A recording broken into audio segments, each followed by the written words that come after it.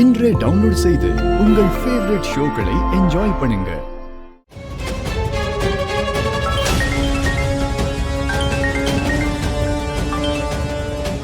ஏய் எங்கடா ஐஜி வந்துட்டார். அட்டெண்டன்ஸ் எடுக்க போறாங்க. என் வேலையை காலி பண்ணிடாத.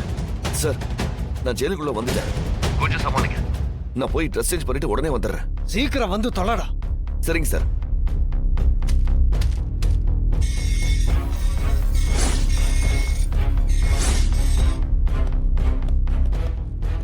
எங்கேயா இந்த ஜெயிலரு?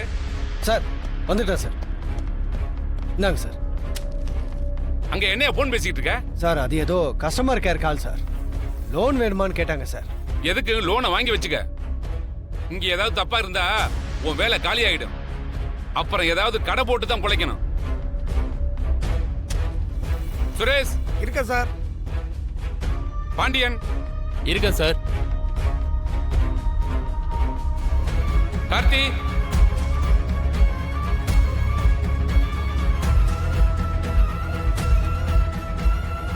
கார்த்தி கார்த்தி சார் இருக்கு சார்.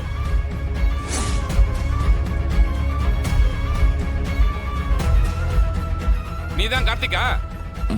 கூப்பிட்டுக்கிட்டே இருக்கேன், பதில் சொல்ல தெரியாதா? வாயில என்ன வச்சிருக்க? சார் இங்க டீ கார்த்திக்னு இன்னொருத்தர் இருப்பாரு, அதான் சார்.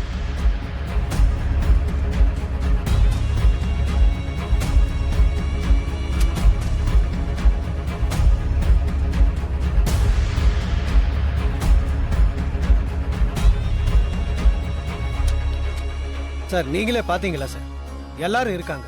கிரிமினலை விட போலீஸ் ஒரு தப்ப எவ்வளவு தெளிவா பண்ணுவாங்கன்னு எனக்கு நல்லா தெரியுமியா. உனக்கு இதான் லாஸ்ட் வார்னிங். திரும்ப ஏதாவது கம்ப்ளைண்ட் வந்தது சிவியரா ஆக்ஷன் எடுப்பேன். Be careful. Okay sir.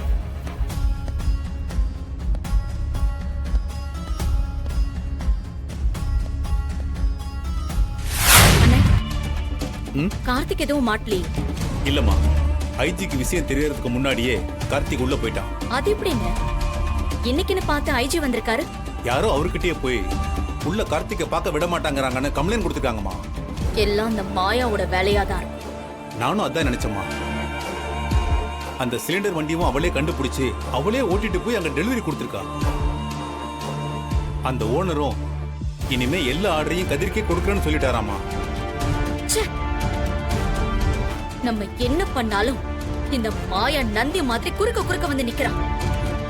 போனா நல்ல வேலைமா, தலைக்கு வந்தது தலைப்பாயோட போயிடுச்சு. இன்னைக்கு கார்த்திக் மட்டும் மாட்டி இருந்தா அவன் மேல இன்னும் கேஸ் விழுந்திருக்கும்.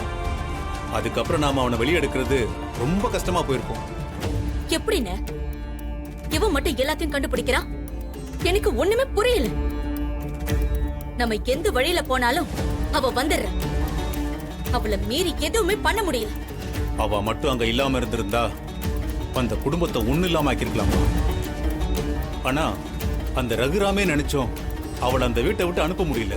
அந்த குடும்பத்துக்கு அவ ஒரு காவல் தேவன் அவளை அவன் நினைச்சுக்கிட்டு இருக்கான். அவளை மீறி அந்த குடும்பத்தை உடைக்கணும்னு உடனே லிங்கத்தை வர சொல்லுங்க. சரி.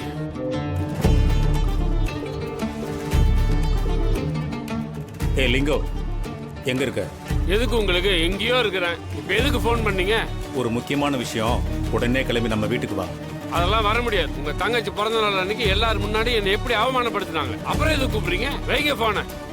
லிங்கம், நடந்ததெல்லாம் அப்புறமா பேசிக்கலாம். லிங்கம், ஒரு முக்கியமான விஷயம், உடனே கிளம்பி நம்ம வீட்டுக்கு வாங்க. வரேன்னு சொல்லிட்டாருமா. நாளைக்கே எங்களுக்கு ஒரு குழந்தை பிறந்தா மாமா அதை தூக்கி கொஞ்சிட்டு இருக்க போறாரு.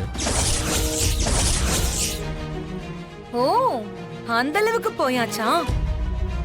அந்த மாயா தான் உன்னை இப்படி எல்லாம் கேட்க சொல்லி தூண்டி விட்டாளா? ஐயோ அம்மா, அவெல்லாம் ஒன்னும் சொல்லலமா, நானா தான் கேக்குறேன். இப்ப நீங்க என்ன சொல்றீங்க? முடியாதுன்னு சொல்றேன். அவன் உன் வாழ்க்கையில வந்ததுக்கு அப்புறம் உன் வாழ்க்கையே எப்படி ஆயிடுச்சு? ரொம்ப அழகாயிடுச்சுமா. சீனு, அம்மா, இப்ப அவ எனக்கு ரொம்ப நல்ல பொண்டாட்டியே நடந்துக்கிறாமா. அது உங்களுக்கு போதாதா? போதாதுடா. அவ என்கிட்ட என்னைக்காவது மருமகளா நடந்திருக்காளா? அப்ப நீங்களும் நல்ல மாமியாரா நடந்துக்கணும். எதிர்த்து பேசுற அளவுக்கு வந்துட்டல நீ. இங்க பாரு, அவ கூட வாழ்ந்தனா உன் வாழ்க்கை தான் வீணா போகும். இப்ப என்னதான் சொல்றீங்க? அந்த மாதிரி எந்த ஏற்பாடும் பண்ண முடியாதுன்னு சொல்றேன். சரி விடுங்க, அப்ப நான் பாத்துக்கிறேன். ஏய், நீ பாத்துக்கிறியா? ஆமா, உங்ககிட்ட சொல்லி பெரியவங்களோட ஆசீர்வாதத்தோட முறையா செய்யலாம்னு நினைச்சேன். மாயாவும் அதான் சொன்னா. இப்ப நீங்க முடியாதுன்னு சொன்னீங்கன்னா நாங்களே என்ன செய்யணுமோ அதை பாத்துக்கிறோம். என்னடா மிரட்டுறியா? நீங்க சரின்னு சொல்லேனா வேற வழி கிடையாதுமா.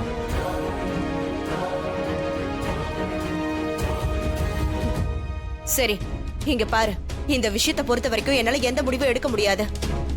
இந்த வீட்ல எல்லா முடிவும் எடுக்கிறது அண்ணன் தான். அவர் வரட்டும், வேணா அவர்கிட்ட கேட்டு சொல்றேன். மாமா சரின்னு சொல்லிட்டா? நீ சொல்லிருக்கல, அது என்ன செய்யணுமோ அதை செய்யறேன். இப்பதான் நல்ல அம்மா. தேங்க்யூமா. அத்தை, அப்ப நான் கிளம்புறேன்.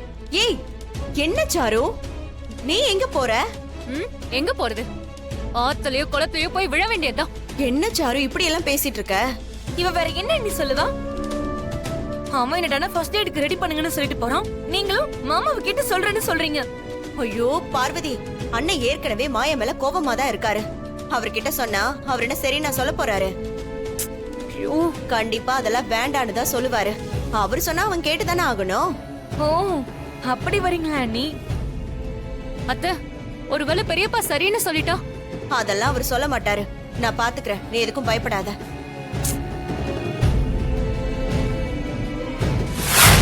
அண்ணே, இந்த வீட்ல எந்த முடிவும் உங்களை கேட்காம நடந்ததில்ல. அதான் நீங்க என்ன சொல்றீங்கன்னு கேட்டுட்டு. இதுல நான் சொல்றதுக்கு என்ன இருக்கு பத்மா? எனக்கு சம்பந்தம் இல்லாதவங்கள பத்தி எதுக்கு என்கிட்ட பேசுற?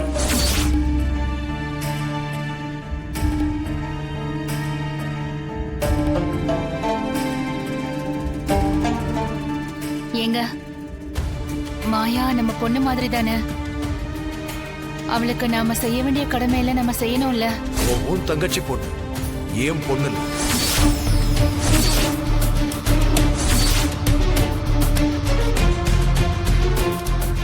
அவளுக்கும் எனக்கும் எந்த தொடர்பும் இல்லைன்னு தான் அவளை தத்தெடுத்ததை கூட அறுத்தறிய நான் வக்கீல் கிட்ட சொல்லிருக்கேன். அதான் உங்களுக்கு எதிரா திரும்ப அவளும் கேஸ் ஃபைல் பண்ணிருக்காளே மாமா. யார் ஜெயிக்கிறாங்கன்னு கோர்ட்டுக்கு போகும்போது தெரியும். அங்க கொடுக்கிற தீர்ப்பு சட்டத்துக்கு மட்டும்தான். ஆனா என்ன பொறுத்தவரை இவ என் பொண்ணு இல்லைன்னு நான் எப்பவோ முடிவு பண்ணிட்டேன். என்ன பார்வதி, அண்ணன் இதையெல்லாம் செய்ய வேணாம்னு சொல்லுவாருன்னு நினைச்சேன். அவர் என்ன இப்படி சொல்லிட்டு போறாரு? அண்ணி, அவங்க 2 பேருக்கும் ஃபர்ஸ்ட் நைட்டுக்கு ஏற்பாடு பண்ணிடுங்க.